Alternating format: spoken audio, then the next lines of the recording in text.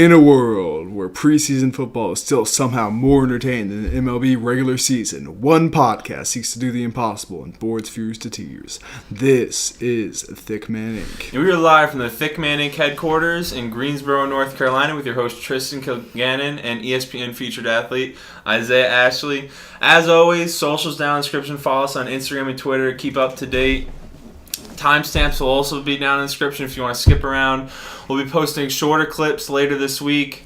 If you don't feel like digesting a whole podcast, this will be our last podcast for this summer.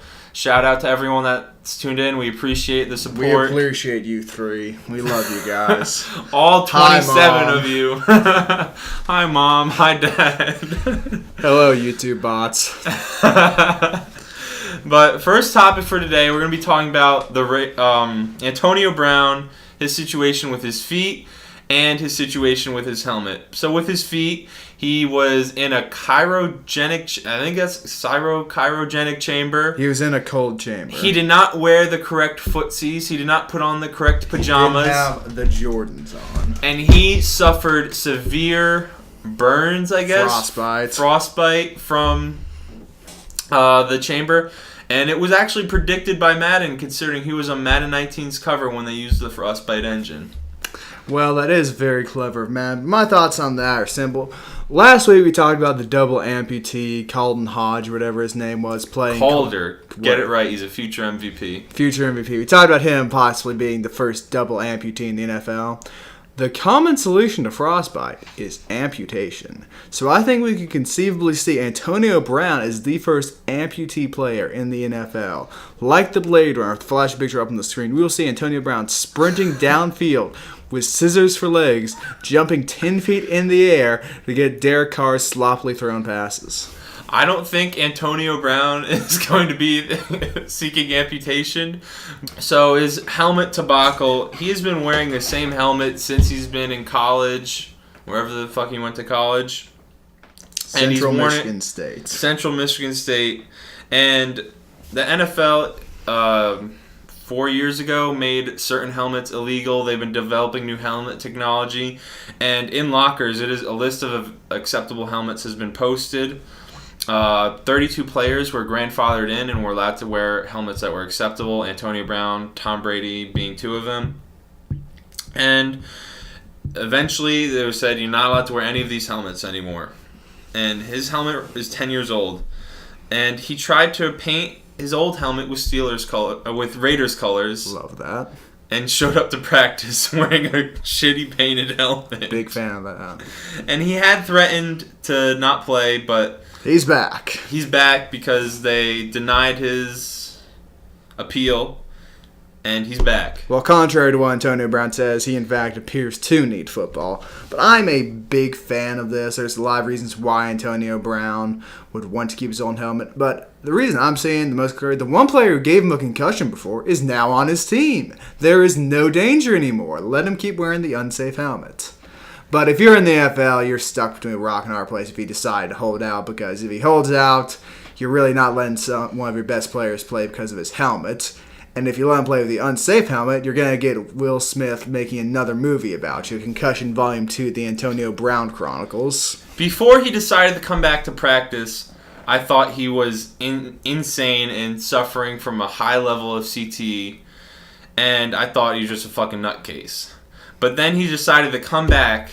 And then within the last few days, it has come out that he found a loophole that a helmet made in 2010, or however it works, he can wear. So he's still wearing an old helmet that's illegal.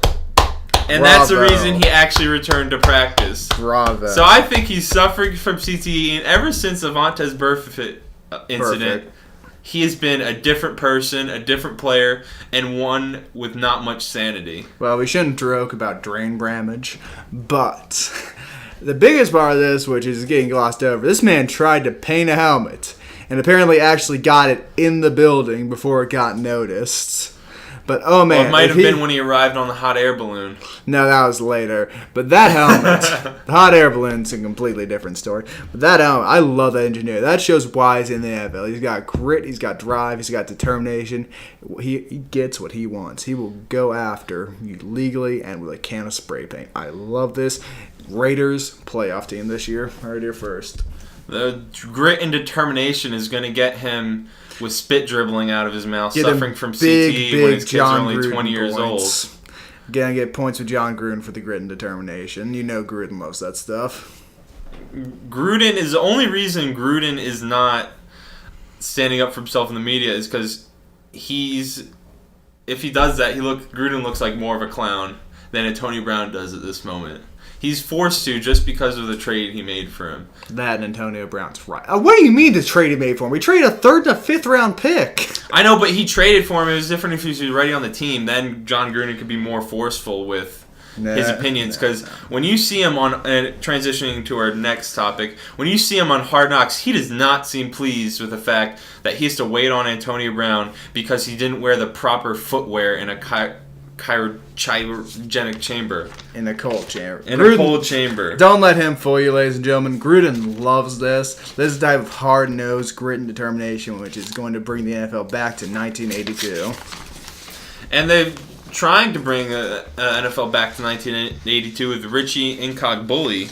And they tried to make him look like a good human being on Hard Knocks, making him look like a jokester. He's seen joking around with teammates. And I am convinced that they purposely took these shots to try and clear up his reputation before he starts bullying people again this season. Why do you hate Richie Incognito, the upstanding American that he is? So what? He said a few stupid things which may or may not have gotten him thrown out, or should have gotten him thrown out of the league. Did get him thrown out of Miami. So what if you punched holes in your wall? Everybody likes punching holes in walls. See? It's a big deal. Not a big deal. Richie Incognito's real issue. Well, his fist missed his grandma's head and went straight through the wall. Well, probably intentionally. I don't know. Swinging on your grandma is a bit extreme. Although for some people's grandmas, I can understand it.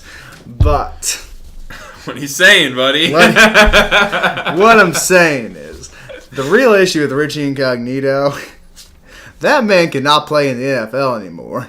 He was a borderline bum his last year in Buffalo, and them trying to make him the star of Hard Knocks is going to blow up in their face when he manages to allow double-digit sacks as an inside lineman. Richie Incognito is going to be out of the league in 2 years. Not because he's a bully and an idiot and an attempted domestic abuser, but certainly a wall abuser, but because he can't play football.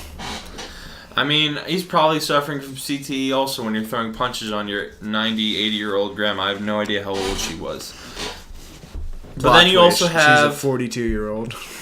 You also have the rookie safety on Raiders during Hard Knocks who's laying people out in walkthroughs, and you have Vontaze Burfict supporting him on the sideline with John Gruden. Then John Gruden says to them, well, there's another league that pays $800 a week if you want to go play for them. AAF, baby. Love the AAF references.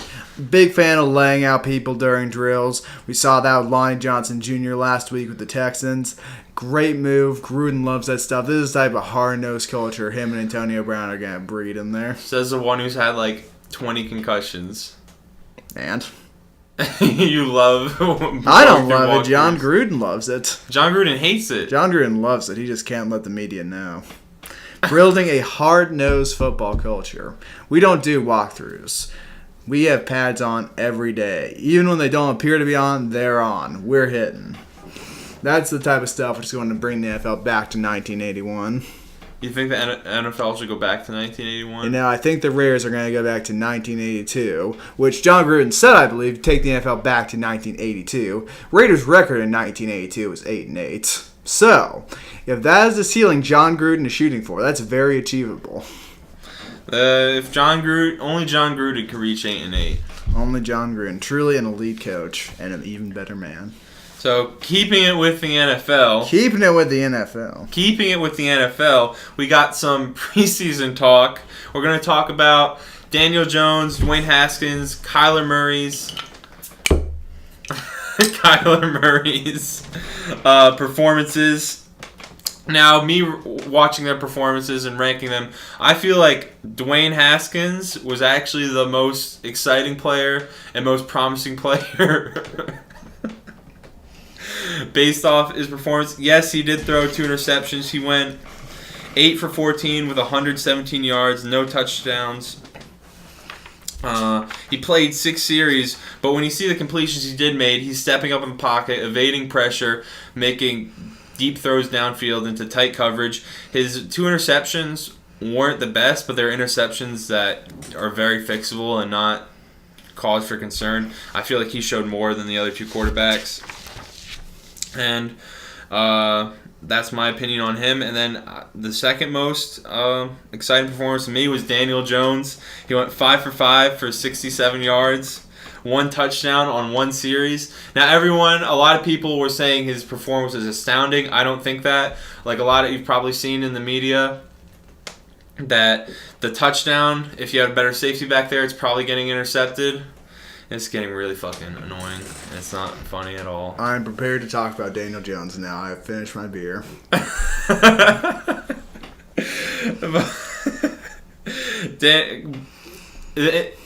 Touchdown pass should have been intercepted. Got a bum safety back there. But the throws he made before that were really good. He fit them into tight windows. He had the one crossing pattern before that on the far sideline. That was a good throw. And he had Shermer clapping back at the critics saying, he looked pretty good, didn't he? We sort of knew that when we picked him. And Shermer's just giving a big fuck you to the haters. And my least exciting performance is actually Kyler Murray, the number 1 pick. Every throw he threw was a rollout. 14 of his 44 yards were a screen pass to David Johnson. He completed 6 passes, so he was on 5 passes. He only had 30 yards. Not something to get too exciting about. And he's so short. He's taking shotgun snaps from 10 yards back. He has to throw it 16 yards just to get a 6-yard gain. I think you don't quite understand how terrible the Arizona Cardinals' offensive line is. It'd be better if he was lined up 20 yards back so he could have a good 3.5-second pocket before he got blasted by a defensive end. But Kyler Murray rolling out and throwing screen passes, that's what you're going to have to do in Arizona because you don't have anyone to block for you. I mean, you're shocked he threw a bunch of checkdowns. Checkdowns are what makes the league run. It's what makes the Patriots good.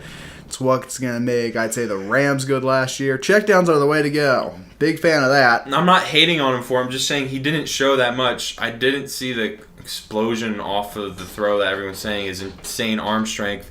And he has to throw the ball 16 yards because how short he is. He's got to take a deeper shotgun just to get a 6-yard gain. That, for me, that's kind of concerning. It's not because he's short. It's because he doesn't have an offensive line. Now, that's my thoughts on Kyler. Back down your list to Daniel Jones. You want me to be impressed? Here's the thing. He was with the first team offense against, who are they playing? The Jets. The Jets' second team defense. I can make a legitimate case the entire Jets second team defense for me to be the Jets' second string defensive tackle. That is the state of their organization right now. Still fairly impressive. Good numbers, didn't throw an incompletion. You said maybe should have thrown a pick. I don't know about that. Pass looked clean to me. Shouldn't have been complete. It probably wouldn't have been complete if Jamal Adams is back there, is what I'm saying. Well, not many passes would be. But moving back to Dwayne Haskins, the 2 interceptions are a big cause for concern. He got picked because his phenomenal pocket presence, being able to sling it, throwing interceptions is a great way to get bounced out of the league. You can have as much arm strength and talent and throw over a mountain sitting down with your eyes closed backwards, or however many intangibles Dwayne Haskins has. But if you're going to throw picks, you can't be in the NFL. But my overall thoughts on preseason are this. A fellow by the name of Johnny Football in his last preseason game completed 63% of his passes, had a touchdown, no interceptions. A fellow by the name of Jake Locker once had a 3-touchdown, 300-yard preseason game. What a stud that guy is. And who can forget Blaine Gabbert, who came close to the all-time preseason record in yards in one of his games. Preseason doesn't matter, ladies and gentlemen, particularly with quarterbacks. It's not a good barometer on how good they're going to be. I guarantee you one of these 3 guys, and you all know who I think it's going to be, is going to end up being Johnny Manziel-esque in terms of NFL talents. Maybe more.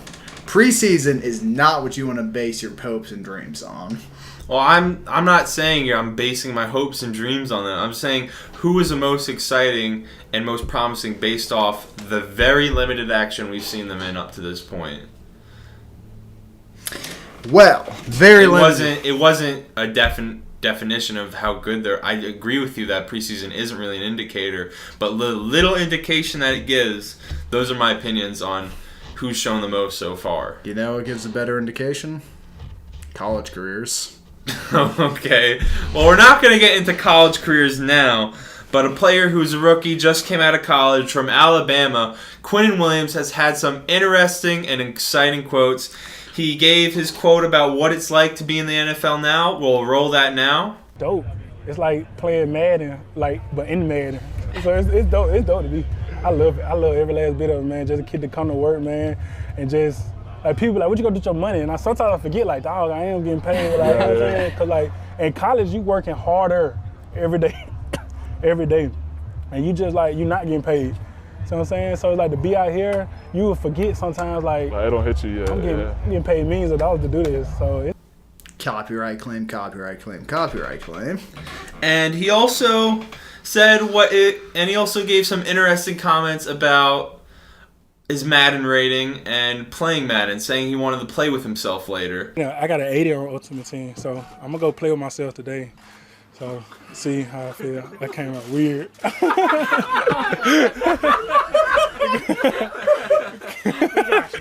Yeah, I'm mad. I'm playing myself. I'm mad.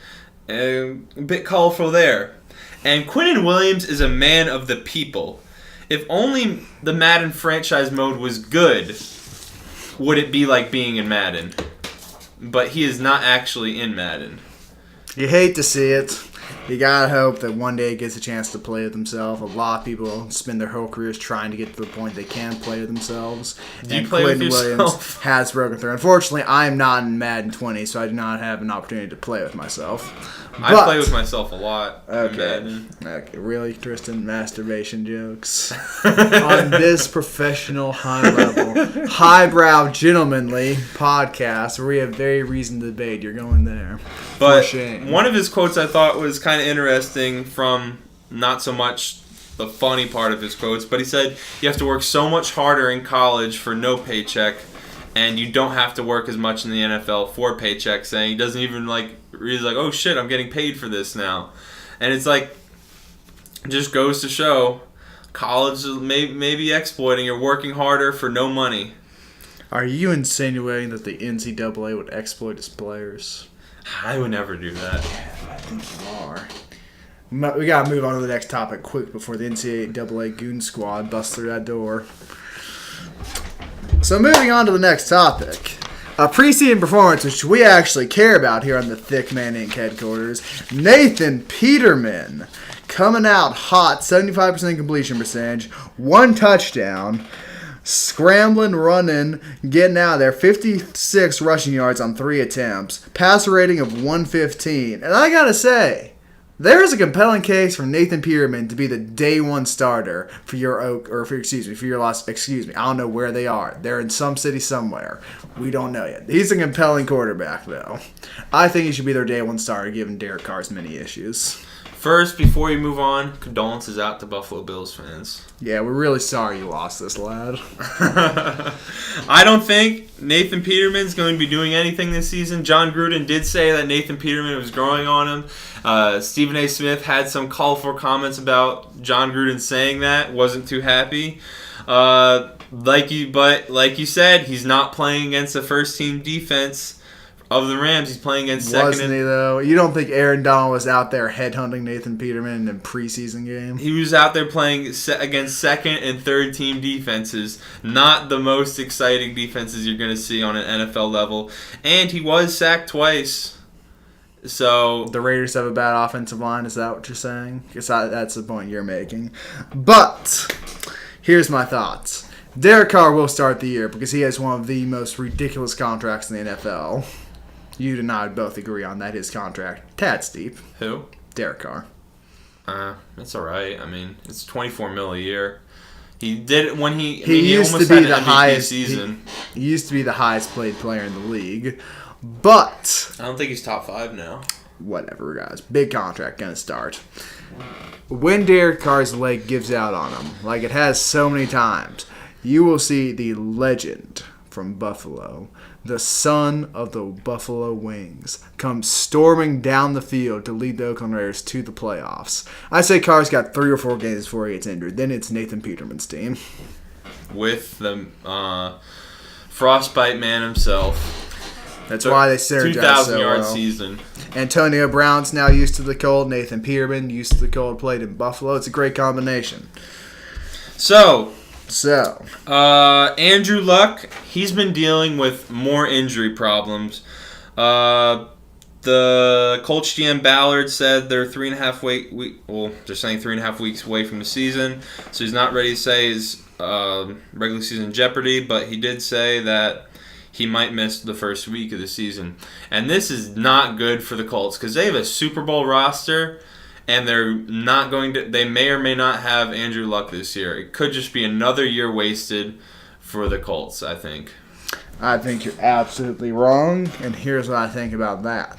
You have in the backfield Jacoby Brissett, who is a bona fide stud. He stepped in with some of the worst Colts teams we have ever seen and got them 6 or 7 wins.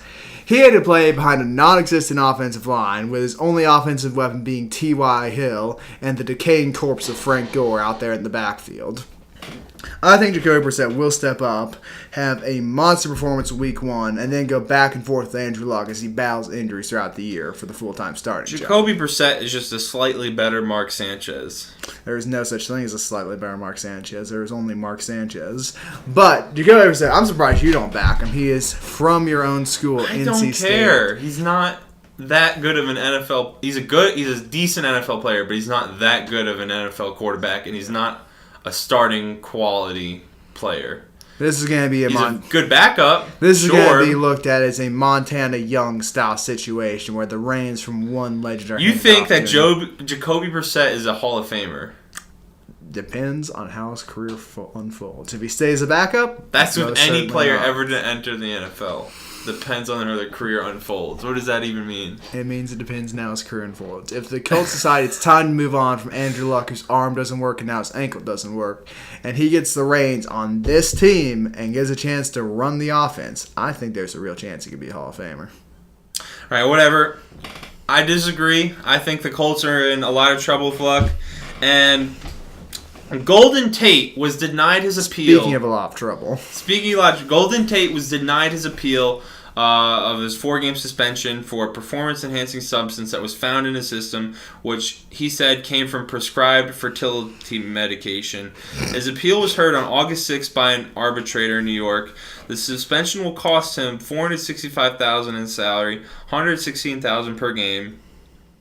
And he put out a statement, "No one is more upset than myself, but moving forward, all I can do is continue to be a leader, continue to hold myself to the highest character and integrity soon make the biggest impact on the field." And Golden Tate was just out here trying to make some babies, bust a couple nuts, and the NFL is hating on him for it. They do not want him to have a family.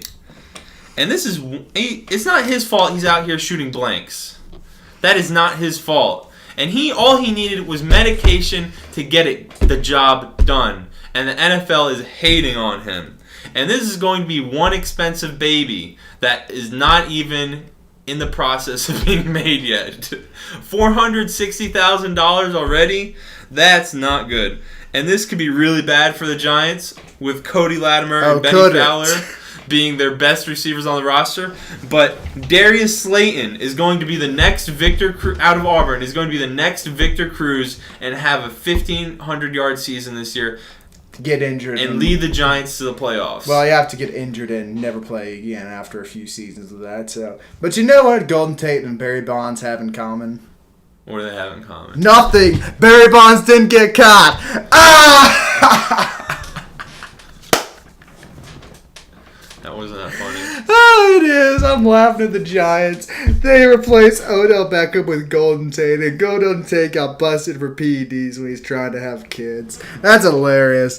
The Giants are now going to compete with the Cleveland Browns and the Detroit Lions for a perfect season. 0-16, baby. I can feel it coming.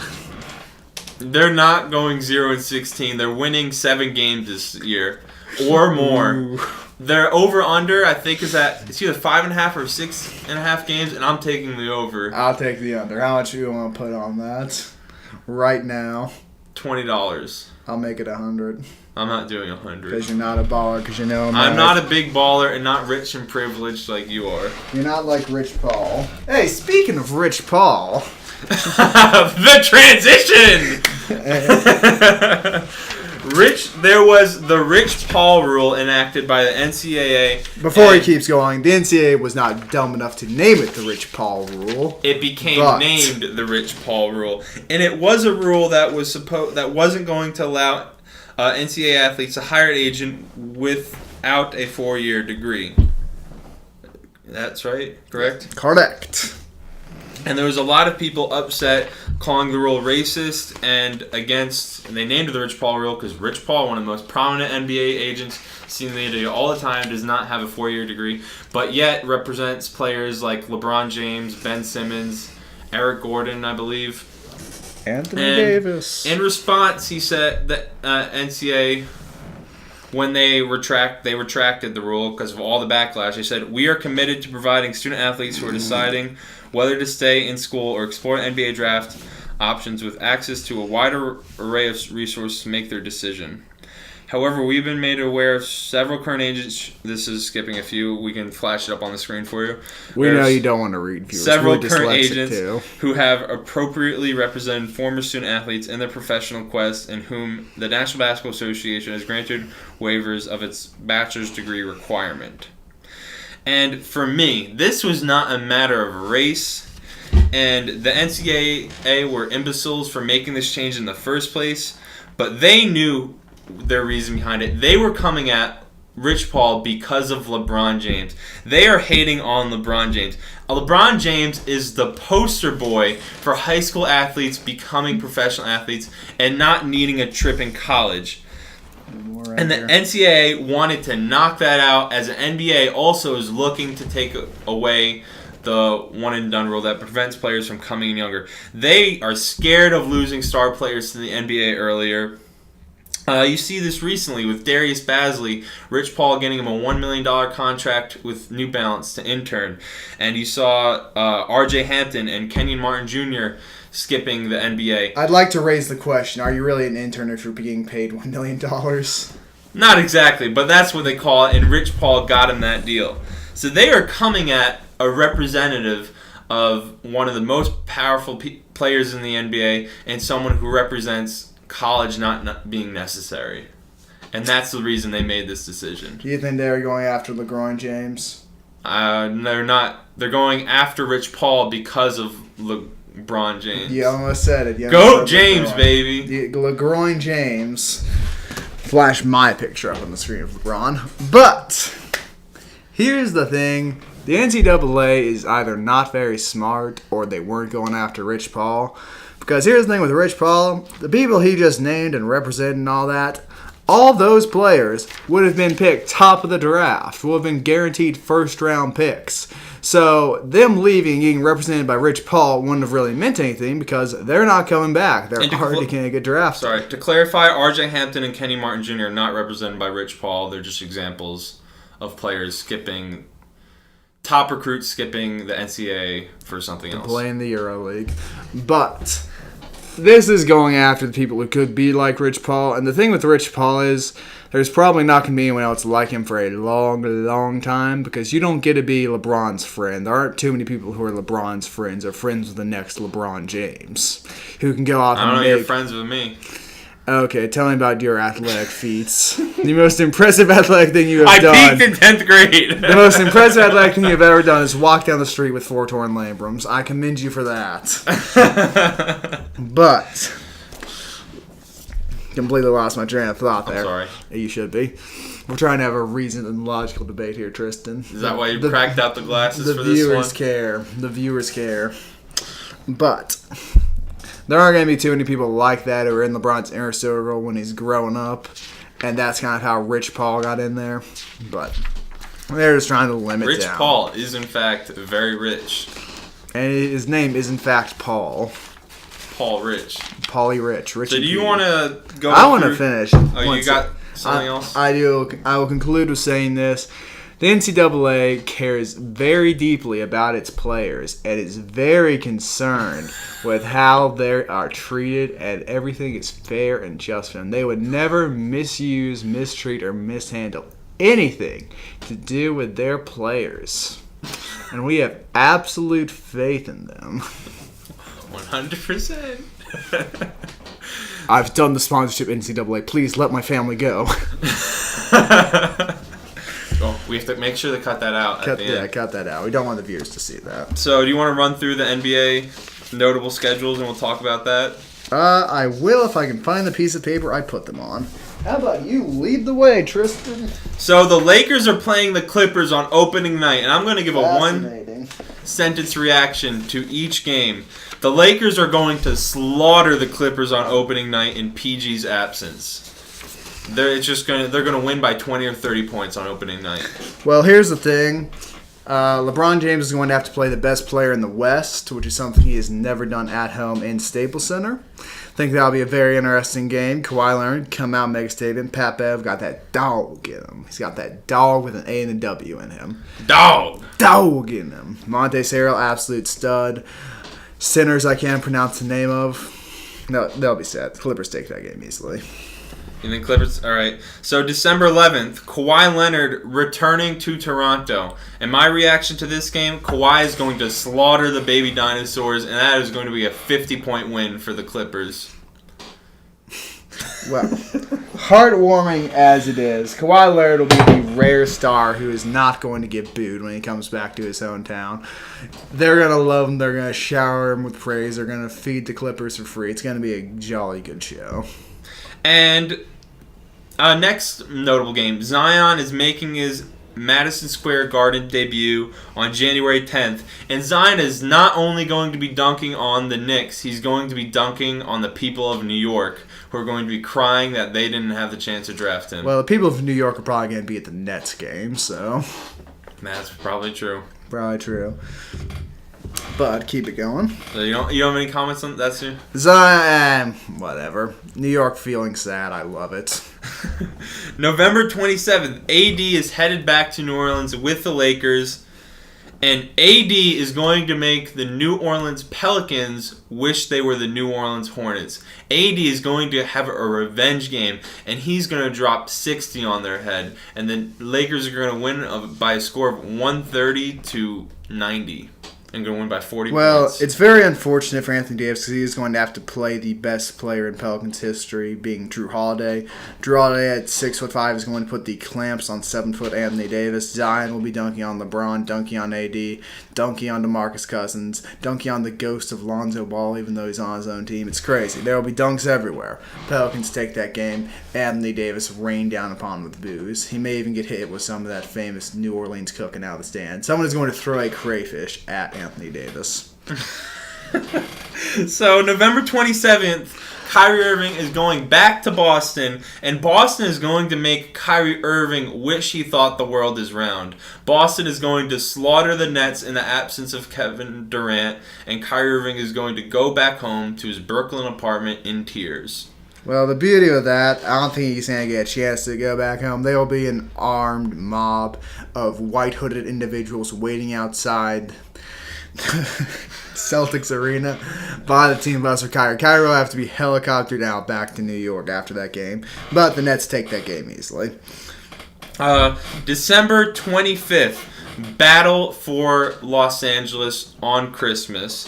Clippers, Lakers. I think the Clippers are going to win a 3-overtime game. Hard-fought battle. Entertaining for viewers on Christmas. With Paul George back. Well, I think you're close to right. They're going to win a 1-overtime game because LeBron's going to feel tired and want to go eat tacos with his family. So he's going to just pack it in, score 2 points on 3 free throw attempts, 0 for 3 in the overtime period, and the Lakers are going to lose that one. You think the Lakers will win that one? And that is it for the notable games from NBA schedules. If you want our opinions on any other NBA games on the upcoming schedule, leave your comments down below. And we most certainly will not make a video about it. But we appreciate the comments. College. Now moving on to college football. We got some college football predictions for the national championship, for the playoff, for the upcoming season. And I am going with Ohio State and Oklahoma are going to be in the national championship. Jalen Hurts is going to be the third Oklahoma quarterback to win the Heisman the past 3 years, and he's going to lead them to a national championship appearance. And then you have Ohio State, who lost Urban Meyer, but they gained Justin Fields. And Justin Fields is going to show the people why he was the number one recruit over Trevor Lawrence, why he is a future Hall of Famer in the NFL, and he's going to lead Ohio State to a national championship victory over Oklahoma and the Heisman winner in Jalen Hurts. Well, you were almost right, because Ohio State is going to be in the playoffs this year. And I did records, too, because I'm sophisticated. But at the 4 seed, you have the University of Michigan with a 12-1 record. Their loss being to the University of Ohio, whose name I will not fully say. The number 3 seed will be Bama. Their one loss, Auburn. They always find a way to lose that game. 12-1 record, sneak in as the 3 seed. Clemson will be the 2 seed, undefeated, resoundingly the best team in the ACC, one of the best teams in the South, and number 1 will be Ohio State.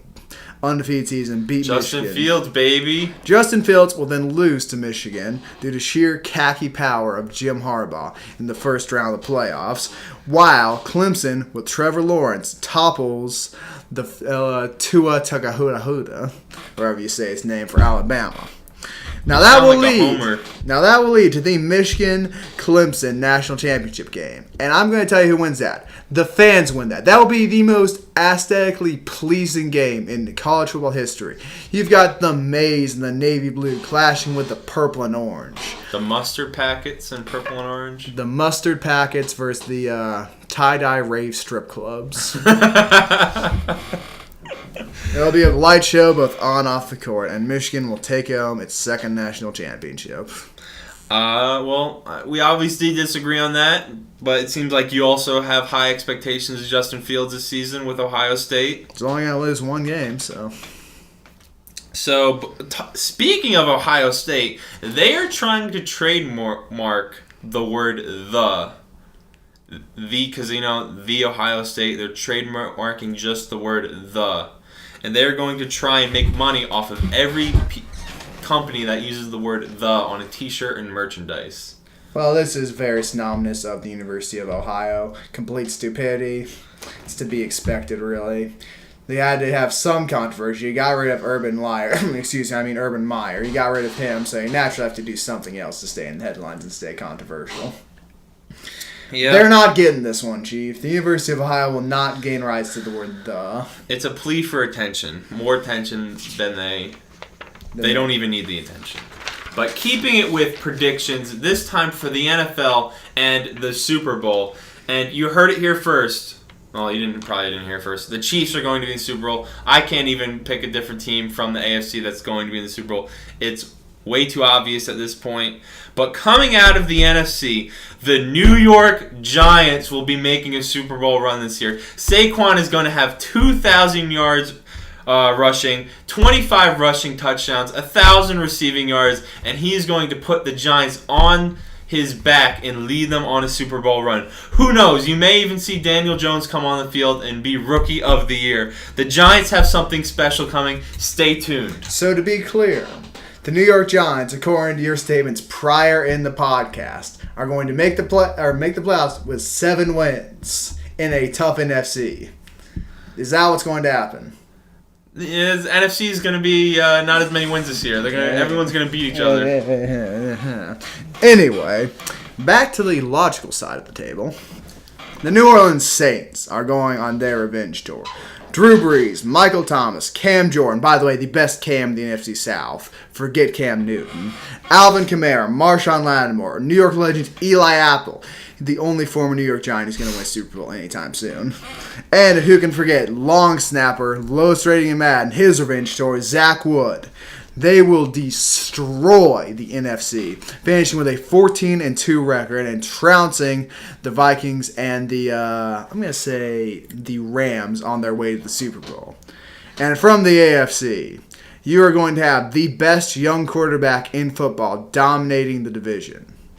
Baker Mayfield is going to lead the Cleveland Browns to the Super Bowl. He's going to do what Patrick Mahomes could not do and beat Tom Brady in the AFC Championship game. With a roster of himself, Baker Mayfield, the best receiving core in the league with Odell Beckham Jr., Jarvis Landry, and David Njoku. Some of the best 1-2 punch in the league with Kareem Hunt and Nick Chubb, and the best kick in the league with Kareem Hunt. With young defensive studs all over the place like Myles Garrett and Denzel Ward, and wily old vets like Olivia Vernon and Sheldon Richardson, is going to be the passing of the torch from Brady to Baker. One scrappy white guy is going to beat another scrappy white guy in the New England Patriots in the AFC Championship and then proceed to get blasted by the New Orleans Saints. I mean, I disagree. The Chiefs, they got Tyreek Hill back under some interesting circumstances from him being allowed to play in NFL games. He was not kicked out of the Chiefs like Kareem Hunt was. And I think the combination of him, Patrick Mahomes, Travis Kelce, it's going to just be too easy for them at this point. Got the MVP in his rookie season through 50 touchdown passes. Rookie season. Okay, second year, technically. But his first year fully starting, only played one game in his rookie season. So not rookie. But here's the issue with that. They did not get better on defense. And they got, I believe, 45 points dropped on their head in the AFC Championship game by the checkdown wizard himself, Tom Brady. And they got worse on that side of the ball. Even if Patrick Mahomes is the exact same caliber season, which seems a little unreal. The honey bat. Tyrann Mathieu? Yeah. Not Tyrann Mathieu. It's Mathieu. The honey badger from LSU. He is not going to be enough to save the Chiefs. They lost D Ford, lost a bunch of their old stalwarts on defense. Worse on that side of the ball. They can have Star Wars? Stalwarts. STALWR. Better. Old time Bridgewood. We're sophisticated here, Tristan. But speaking about... Hold on, I'm not done. I'm still going. I'm still ranting. Do not interrupt my rant. Sorry. Yeah. And as for the New York Giants, they are going to have a perfect season. What? 0-16. Okay. They may even, tell you what, I won't say that. They're going to have a winless season. They may sneak 2 ties in there. 0-14-2. New York Giants. Well, we gave our comments previously about the Giants, but speaking about defensive studs, Brittany Griner and the WNBA. I actually do want to talk about the WNBA this week. I'm glad you reminded me. So recently, a fight broke out between the manly Brittany Griner and some of her constituents. Now, Miss Griner got a 3-game suspension. A bunch of other players who no one knows the name of, their own moms probably don't realize they're in the women's NBA, got suspensions. But my favorites were Diana Teresa and Kaylee Davis, who got a 1-game suspension and a $500 fine. $500. They were fined $500. And you know what that makes me think? It makes me think we need gender equality. We need, when you're watching NBA games next year, I watch a ton of NBA games, we need the TV to sometimes just randomly switch to a women's NBA game and then refuse to let you switch back. You should have to watch these games so these poor, poor women can get fined more than $500. We need $25,000. We need $50,000 fine. We may even need a $100,000 fine. Sounds like you're mocking them. Would I ever do something like that? These professional athletes who I totally went dominated a one-on-one. I have no comments on the situation. I do not want to ruin my lustrous career in podcasting. What career? But speaking about professional athletes, Fortnite is not on the right track. Bro, I thought... That's all, folks. Oh, come on. Hey everybody, this has been the PeterMAN Inc. podcast. Social medias are in the description. Drop a like in the video and subscribe to the channel. And as you can tell, we're kind of new to this, so any feedback and sharing would be much appreciated. PeterMAN out!